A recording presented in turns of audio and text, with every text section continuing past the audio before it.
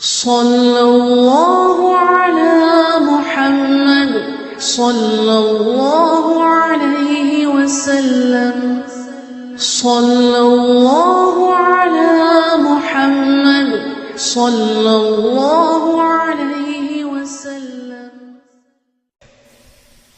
നമ്മളെ ദേഷ്യം തീർക്കുക മക്കളെ പേരിൽ, നമ്മളെ സബറിന്റെ കുറവ് ചിലപ്പോൾ നമ്മുടെ മക്കൾ വഴികേടിലാകാൻ കാരണമാകും. അതുകൊണ്ട് ചെറിയ പ്രായത്തിൽ തന്നെ മക്കളോടുള്ള വാത്സല്യം, ആ സ്നേഹം 7 വയസ്സുവരെ നമ്മൾ പുലർത്തണം. ഉമർ ഇബ്നുൽ ഖത്താബ് റളിയല്ലാഹു അൻഹു തുടർന്ന് പറയുന്നു, വഅദ്ദിബുഹും സബ്ആ, 7 മുതൽ 14 വയസ്സുവരെയുള്ള സന്ദർഭങ്ങളിൽ അവരെ അദബ് പഠിപ്പിക്കണമെന്നാണ്. 7 മുതൽ 14 വരെ അദബ് പഠിപ്പിക്കണമെന്നാണ്. ഒരു കുട്ടിയെ മുതഅല്ലിമാക്കണമെങ്കിൽ 7 വയസ്സ് മുതൽ 14 വയസ്സിന്റെ ഇടയിൽ നോക്കിയാൽ കഴിയും. അതിന്റെ ശേഷം നോക്കിയാൽ അപൂർവമായിട്ടേ കഴിയുള്ളൂ. ഹാഫിളാക്കണമെങ്കിലും ദർസ് കൊണ്ടുപോയി ചേർത്തണമെങ്കിലും ഏതെങ്കിലും സ്ഥാപനങ്ങളിൽ ചേർത്തണമെങ്കിലും 7ന്റെയും 14ന്റെയും ഇടയിൽ നോക്കിയാൽ തർബിയത്ത് കിട്ടിയ കുട്ടിയാണെങ്കിൽ പിന്നെയും നടക്കും. വഅദ്ദിബുഹും സബ്ആ, അദബ് പഠിപ്പിക്കണം എന്നാണ്. ഇമാം ഗസാലി റളിയല്ലാഹു അൻഹു പറയുന്നത് കാണാം, മാതാപിതാക്കളുടെ ഒന്നാമത്തെ ബാധ്യതയിൽപ്പെട്ടതാണ് പേര് നന്നാക്കണം, അദബും നന്നാക്കണം, പേരും നന്നാക്കണം. എന്തൊക്കെ പേരുകളാണ് ഓരോരുത്തരുടെ പേര് നോക്കുകയാണെങ്കിൽ. അർത്ഥം ചോദിച്ചാല് പാപ്പാർക്ക് തന്നെ അറിയില്ല അതിനെന്തോ അർത്ഥം ഉണ്ടോന്ന് നമ്മളോട് ചിലപ്പം ചോദിക്കും.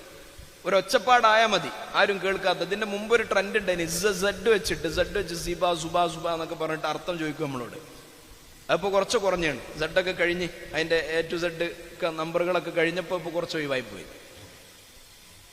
പേരിൽ എന്തിരിക്കുന്നു എന്ന് പണ്ട് ഷേക്സ്പിയർ ചോദിച്ചിട്ടുണ്ട്. ഷേക്സ്പിയറിന് അങ്ങനെ എന്തും ചോദിക്കാം. പക്ഷെ റസൂലുള്ളാഹി സ്വല്ലല്ലാഹു അലൈഹി വസല്ലമ തങ്ങൾ ഇങ്ങനെ നടന്നു പോകുമ്പോൾ ഒരാൾ ദുഃഖിതനായിരിക്കുന്നത് ഇമാം മുസ്ലിം റളിയല്ലാഹു അൻഹു റിപ്പോർട്ട് ചെയ്യുന്ന ഹദീസിലുണ്ട്. ഇതൊന്നും നിസ്സാരമാക്കി തള്ളിക്കളയാൻ പറ്റൂല. ഇതിന്റെ സൈക്കോളജിയും പിന്നിൽ നോക്കുമ്പോൾ അതുകൊണ്ട്, അതും ഞാൻ പറഞ്ഞുതരാം. ഒരാൾ ഇങ്ങനെ ഇരുന്നു കൊണ്ട് ദുഃഖിതനായി ഇരിക്കുന്നത് കണ്ടപ്പോൾ റസൂലുള്ളാഹി സ്വല്ലല്ലാഹു അലൈഹി വസല്ലമ തങ്ങൾ അദ്ദേഹത്തോട് ചോദിച്ചു, നിന്റെ പേരെന്താണ്? അദ്ദേഹം പറഞ്ഞു, എന്റെ പേര് ഹസീൻ എന്നാണ്. ഹസീൻ എന്നാൽ ദുഃഖിതൻ എന്നാണ് അതിന്റെ അർത്ഥം. ദുഃഖിതൻ എന്നാണ് അതിന്റെ അർത്ഥം.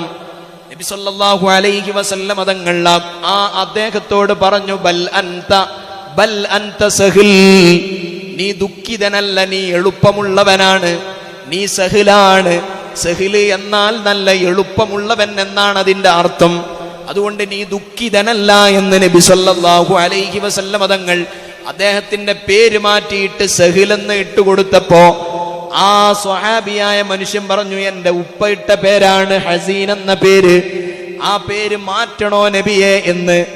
ആ ഉപ്പ ഇട്ട പേരിനോടുള്ള താല്പര്യം കൊണ്ട് ആ സ്വഹാബി ചോദിച്ചപ്പോൾ മരണം വരെ അദ്ദേഹത്തിന്റെ ജീവിതത്തിൽ നിന്ന് ദുഃഖം വിട്ടൊഴിഞ്ഞിട്ടില്ല. ഇമാമുമാര് രേഖപ്പെടുത്തുകയാണ്. കാരണം ഒരു കുട്ടിക്ക് പൊട്ടനെ എന്ന് പേരിട്ടാൽ, ഉദാഹരണം പറയാണ്, ചില കുട്ടികളുടെ പേരുണ്ടാവും സഫീഹ്. സഫീഹ് എന്ന് പറഞ്ഞാൽ പൊട്ടൻ എന്നാണ് അതിന്റെ അർത്ഥം. ഈ കുട്ടിക്ക് പൊട്ടൻ എന്നാണ് പേരിട്ടെങ്കിൽ, സഫീഹ് എന്നാട്ടോ അക്ഷരം അങ്ങോട്ടും മാറിപ്പോരുത്, അങ്ങോട്ടും ഇങ്ങോട്ടും ഇങ്ങനെ നോക്കിയിട്ടേ, സഫീഹ് എന്നാണ്. ചിലപ്പോ പല പേരുകളുണ്ടാവും. ആ പേരുകൾ സഫീഹ് എന്ന് പറഞ്ഞാൽ വിഡ്ഢി എന്നാണ് അതിന്റെ അർത്ഥം. അപ്പൊ ഈ കുട്ടിയെ വിഡ്ഢി വിഡ്ഢി വിഡ്ഢി എന്നിങ്ങനെ വിളിക്കുന്ന സമയത്ത് ഇവന്റെ അൺകോൺഷ്യസിലുണ്ടാവും. ചിലരുണ്ടാവും, നമ്മൾ ഭക്ഷണം കഴിക്കാനോ അല്ലെങ്കിൽ വാതിനൊക്കെ പോയെടുത്ത് ഏതെങ്കിലും വീട്ടിൽ ചെന്നാൽ ചില മക്കളേറ്റ് വരും. മക്കളേറ്റ് വന്നിട്ട് നമ്മളോട് പറയും, ഉസ്താദെ ഇവനെ നല്ല ഉഷാറാണ്, നല്ല ഫുൾ A+ ആണ്. രണ്ടാമത്തോനെ ചൂണ്ടിക്കാണിച്ചിട്ട് പറയും, ഇവനെ ഒന്നും പഠിച്ചാൽ മണ്ടേ കയറൂല അറിയും. ഓന്റെ മുന്നിൽ നിന്നാണ് ഈ പറയുന്നത്. അപ്പൊ ഓന്റെ അൺകോൺഷ്യസിൽ എന്തായി, ഞാൻ ഓന്റെ അത്ര ഉഷാറില്ല, ഞാൻ ഒന്നും പഠിച്ചാൽ മണ്ടേ കയറൂല, നെഗറ്റീവ് അഫർമേഷൻസ് അവന്റെ ഉള്ളിൽ ഇങ്ങനെ കയറുകയാണ്. പിന്നെ ഓൻ പഠിച്ചാൽ കയറൂല. അങ്ങനെ പറയരുത്, മക്കളെ മുന്നിന്ന് പറയരുത്. അങ്ങനെ പഠനത്തിൽ പിന്നാക്കുണ്ടെങ്കിൽ അവരെ ബാക്കിന്ന് മാറ്റി നിർത്തിയിട്ട് നമുക്ക് പറയാം, അവനക്ക് ചെറിയൊരു ഗ്രാഹ്യശക്തിയുടെ കുറവുണ്ട്, തോരക്കണമെന്നോ അങ്ങനെ പറയാം. മക്കളെ മുൻനിർത്തിയിട്ട് ഇവനാളൊരു പൊട്ടനാണ്, ഇവന് ഭയങ്കര പൊട്ടിത്തെറിയാണ്, ഓൻ പൊട്ടിത്തെറിയായി, ഓന്റെ ഉള്ളിൽ ആ പൊട്ടിത്തെറി വന്ന്. അപ്പൊ ഞാൻ പറയുന്നത് എന്താ വെച്ചാൽ, നമ്മളെ വാക്കുകളും നമ്മുടെ ഇടപെടലുകൾ പോലും ഓരോ സന്ദർഭങ്ങളിലും കുട്ടികളുടെ വ്യക്തിഗത രൂപീകരണത്തിൽ, വ്യക്തിത്വ രൂപീകരണത്തിൽ വലിയ ഇൻഫ്ലുവൻസ് ഉണ്ട് എന്നാണ് പറയുന്നത്. ഇന്നിപ്പോ ഇൻഫ്ലുവൻസേഴ്സിനെ നമ്മൾ തന്നെ ഉണ്ടാക്കിക്കൊണ്ടിരിക്കുകയാണ്, സോഷ്യൽ മീഡിയ ഇൻഫ്ലുവൻസേഴ്സ്. ഇപ്പൊ പോർക്ക് വേണ്ടി നമ്മളാ ബോർഡും ബാനറും വെക്കണം, സോഷ്യൽ മീഡിയ ഇൻഫ്ലുവൻസേഴ്സ്. എന്താണ് അവരെ പണി? ഒരു തിന്നാൻ വേണ്ടി പറയാ, മസ്റ്റ് ട്രൈ, ഇവിടെ വരെ എല്ലാവരും ബീച്ചിൽ എല്ലാ ദിവസവും ഇന്ന സാധനം ഉണ്ട്, എല്ലാവരും മസ്റ്റ് ട്രൈ ചെയ്യണം, എല്ലാവരും ട്രൈ ചെയ്യണം. ഇത് ഇൻഫ്ലുവൻസേഴ്സ് ആണ്. എന്ത് ഇൻഫ്ലുവൻസ് ഉണ്ടാക്കുന്നത്? തിന്നണം തിന്നണം തിന്നണം എന്നുള്ള ഇൻഫ്ലുവൻസ്. സന്തോഷിക്കണം എന്ന ഇൻഫ്ലുവൻസ്. ഇവിടെ ഒരു നല്ല സ്പോട്ട് ഉണ്ട്, എല്ലാവരും നാളെ മുതൽ അവിടെ പോകണം, എല്ലാവരും പിന്നെ ക്യാമറയും ഇതെടുത്തിട്ട് അങ്ങോട്ട് ഇറങ്ങുകയാണ്. ഇവർക്കാണ് ഇൻഫ്ലുവൻസേഴ്സ് എന്ന് പറയാം. എന്ത് ഇൻഫ്ലുവൻസ് ഇവരുണ്ടാക്കുന്നത്? ജീവിതത്തിൽ സുഖം മാത്രമേ ഉണ്ടാകാവൂ എന്നൊരു ഇൻഫ്ലുവൻസ്. അങ്ങനെ ഒരു ഇൻഫ്ലുവൻസ് ഉണ്ടോ? മനുഷ്യന് സുഖം മാത്രമേ ഉണ്ടാകാവൂ എന്ന് വന്നാൽ ലോകത്ത് മനുഷ്യന് ജീവിക്കാൻ പറ്റൂല എന്നാണ്. ഹെഗോണിക് ട്രെഡ്മിൽ എന്ന് പറയുന്നത് ഒന്ന് സെർച്ച് ചെയ്ത് നോക്കിയാൽ മതി, ഗൂഗിളിൽ സെർച്ച് ചെയ്ത് നോക്കിയാൽ മതി. ഹെഗോണിക് ട്രെഡ്മിൽ എന്നാണ് അതിന് പറയാ. അഥവാ മനുഷ്യന്റെ ജീവിതത്തിൽ സന്തോഷങ്ങൾ കിട്ടിയാൽ, ഇപ്പോൾ ഇങ്ങനെ ഒരു ചെറിയ കാർ, ആൾട്ടോ കാർ ഓടിച്ചുകൊണ്ടിരിക്കുന്ന ഒരു മനുഷ്യൻ 3 മാസം 3 വർഷം കഴിഞ്ഞാൽ, അല്ലെങ്കിൽ കുറച്ച് സമയം കഴിഞ്ഞാൽ അയാൾക്ക് ഇങ്ങനെ തോന്നും, കാർ ഒന്ന് മാറ്റണം, ഒന്ന് ഉഷാറാക്കണം, ഒന്ന് അപ്ഗ്രേഡ് ചെയ്യണം എന്ന് അയാൾക്ക് തോന്നും. എന്നാൽ അയാൾ കുറച്ച് കാർ ഒന്ന് വലുതാക്കി അപ്ഗ്രേഡ് ചെയ്താൽ പിന്നീട് അയാളെ മനസ്സിൽ തോന്നും, കുറച്ച് 2-3 കൊല്ലം കഴിയുമ്പോൾ ഒന്നുകൂടി ഉഷാറാക്കണം. എല്ലാ ദിവസവും ഒരേ റെസ്റ്റോറന്റ് പോയിട്ടല്ല മനുഷ്യൻ തിന്നുക, മാറ്റി മാറ്റി ഇങ്ങനെ പിടിക്കും, ഓരോന്നും മടുക്കും. അങ്ങനെ മടുക്കുമ്പോൾ അടുത്ത് തേടും. മനുഷ്യന്റെ ആസക്തികളിൽ ഓരോന്നെടുത്ത് നോക്കിയാലും അതിനെല്ലാം ഒരു പാരമ്യതയുണ്ട്, ഒരു എൻഡുണ്ട്. അത് കഴിഞ്ഞാൽ എന്ത്? അത് കഴിഞ്ഞാൽ എന്ത് എന്ന ഉത്തരമാണ് ലഹരി എന്നുള്ളിടത്തേക്ക് ഉത്തരം കണ്ടെത്തുന്നത്. ആഘോഷങ്ങളും ആസ്വാദനങ്ങൾക്കും ഇവർക്ക് മതിയാകാതെ വരുമ്പോൾ ലഹരിയിൽ അഭയം പ്രാപിക്കുന്ന തലമുറകളായി വരുന്നത് കുട്ടികൾക്ക് ഈ സോഷ്യൽ മീഡിയ ഇൻഫ്ലുവൻസേഴ്സ് നൽകുന്ന ഇൻഫ്ലുവൻസ് ആണ്. നമ്മുടെ വീട്ടിൽ നിന്ന് കിട്ടേണ്ട ഇൻഫ്ലുവൻസ് കിട്ടുന്നില്ല എന്നുള്ളതാണ്. എന്താണ് അവിടെ? വീട്ടിൽ നിന്ന് നല്ല നല്ല പോസിറ്റീവായ അന്തരീക്ഷം നമ്മുടെ വീട്ടിലുണ്ടാകണം. അതാണ് അദ്ദിബുഹും സബ്ആ, 7 മുതൽ 14 വരെ കുട്ടികളെ അദബ് പഠിപ്പിക്കണമെന്നാണ്. എങ്ങനെ അദബ് പഠിപ്പിക്കേണ്ടത്? ചിലർ പറയും, മോനെ പള്ളിയിൽ പോ, നമ്മളൊക്കെ അദബ് പഠിപ്പിക്കുന്ന കോലാണിത്. ഇശാ മഗ്രിബിന്റെ ഇടയ സമയമായാൽ ഉമ്മ പറയും, യാസീൻ എടുത്തോതടാ, ഹദ്ദാദ് ഓതടാ. കുട്ടി ഓതൂല. പകരം കുട്ടിയുടെ മൈൻഡിൽ വരുന്നത്, എടാ വാപ്പേ നിനക്ക് ഓതേണ്ടേ എന്നാണ് അവരുടെ അൺകോൺഷ്യസിൽ ഉണ്ടാകുക. പക്ഷേ ചോദിക്കൂല. അതേ സമയത്ത് കുട്ടികളെ അദബ് പഠിപ്പിക്കേണ്ട രൂപം എങ്ങനെയാണ്? വഅദ്ദിബുഹും സബ്ആ, അവരെ ചേർത്ത് നിർത്തിയിട്ട് വാ നമുക്ക് പള്ളിയിൽ പോകാമെന്ന് പറയണം, വാ നമുക്ക് തറാവീഹ് നിസ്കരിക്കാമെന്ന് മക്കളോട് പറയണം, വാ നമുക്ക് വല്ലിപ്പാനെ ഒന്ന് ഖബർ സിയാറത്ത് ചെയ്യാം, മോനെ വാ നമുക്ക് ഉപ്പാനെ ഒന്ന് സിയാറത്ത് ചെയ്യാം, വാ മോനെ നമുക്ക് ഹദ്ദാദ് റാത്തീബ് ഓതാം, നമുക്ക് വഅലിന്റെ മജ്ലിസിൽ പോകാം.